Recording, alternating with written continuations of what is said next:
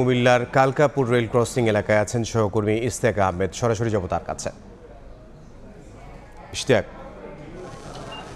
সকাল 11:15টায় অর্থাৎ যে সুবর্ণা এক্সপ্রেস ট্রেনটি রয়েছে সেই সুবর্ণা এক্সপ্রেস ট্রেনের ধাক্কায় অটো রিকশায় থাকা অটো চালক সহ মোট 8 জন যাত্রী কিন্তু দুর্ঘটনার শিকার হয় এবং সেখানে 5 জন যাত্রী ঘটনাস্থলে কিন্তু মারা যায়। এর মধ্যে 3 জন ছিল নারী এবং 2 জন ছিল পুরুষ। বাকি 3 জন যে যাত্রী রয়েছে তারা আহত অবস্থায় তাদেরকে উপজেলা স্বাস্থ্য কমপ্লেক্সে নিয়ে যায় বলে আমরা জানতে পেরেছি। অর্থাৎ আজ সকাল 10:11টার দিকে বুড়িচং উপজেলার বাক্সিমূল ইউনিয়নের কালিকাপুর যে অরক্ষিত রেল ক্রসিংটি রয়েছে সেই অরক্ষিত রেল ক্রসিংয়ে সময় ট্রেনটি যাওয়ার সময় অটোরিকশাটি রাস্তা পারাপার হওয়ার সময় কিন্তু সজোরে ধাক্কা দেয় এবং প্রায় 1.5 কিলোমিটার দূরে নিয়ে অটোরিকশাটি ফেলে দেয় এবং সেই অটোরিকশাটি একেবারে ভেঙে চুরে চুরমার হয়ে যায় এবং সেখানে থাকা 5 জন যাত্রী ঘটনাস্থলে মারা যায়। এর মধ্যে এক যাত্রী রয়েছে যিনি 8 মাসের অন্তঃসত্ত্বা ছিল, তিনিও কিন্তু মারা গিয়েছে বলে আমরা জানতে পেরেছি। এই ঘটনার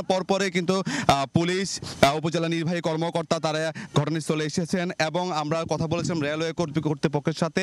তারা আমাদেরকে জানিয়েছেন এই ঘটনাকে কেন্দ্র করে ইতিমধ্যে কিন্তু 4 সদস্যের একটি তদন্ত কমিটি তারা গঠন করেছে এবং সেই তদন্ত কমিটি যিনি প্রধান নাজমুল হাসানকে প্রধান করে 4 সদস্যের তদন্ত কমিটি গঠন করা হয়েছে। এবং এখানে আমরা এসে কয়েকজন ভুক্তভোগীর সাথে কথা বলেছি, অর্থাৎ গ্রামবাসীর সাথে কথা বলেছি, যে তারা বলছে যে রেল কর্তৃপক্ষ এবং যে এলজিআরডির সমন্বয় না থাকার কারণে দীর্ঘদিন যাবৎ এই যে গুরুত্বপূর্ণ যে সড়কটি সেই সড়কটিতে কিন্তু রেল গেট দেওয়া হয়নি, অর্থাৎ সেটি কিন্তু অরক্ষিতভাবে রাখা হয়েছে। এই অরক্ষিত থাকার কারণে কিন্তু বেশ কয়েকদিন পর কিন্তু এখানে ঘটনা ঘটে এবং বিভিন্ন সময় দুর্ঘটনা ঘটে, কয়েকজন নিহত হয়েছিল পূর্বে বলে আমরা জানতে পেরেছি। অর্থাৎ এখানে অনেক স্কুল কলেজ রয়েছে যেখানে শিক্ষার্থীরা কিন্তু এখান দিয়ে চলাচল করে।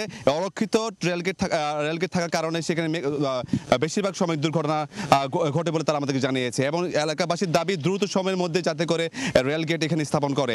এই ছিল আমার কাছে সর্বশেষ কুমিল্লা বুড়িচং উপজেলার বাক্সিমূল ইউনিয়নের যে কালিকাপুর রেল ক্রসিং থেকে। কুমিল্লা থেকে সহকর্মী ইশতিয়াক আহমেদ।